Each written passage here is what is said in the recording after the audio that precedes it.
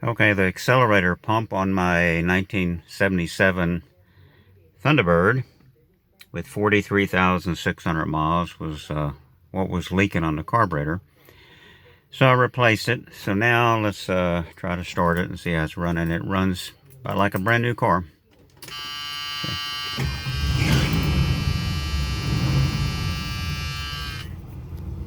And I've got the new bright LED lights in it, although it's very bright in my building right now.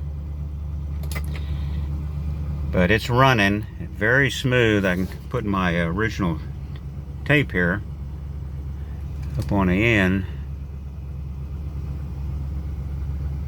It's not rocking or falling over. That's how smooth this car runs. In fact, let me put it in gear. Okay, now it's in gear. So I hate to rebuild a carburetor that's running this good, but that's all it needed. So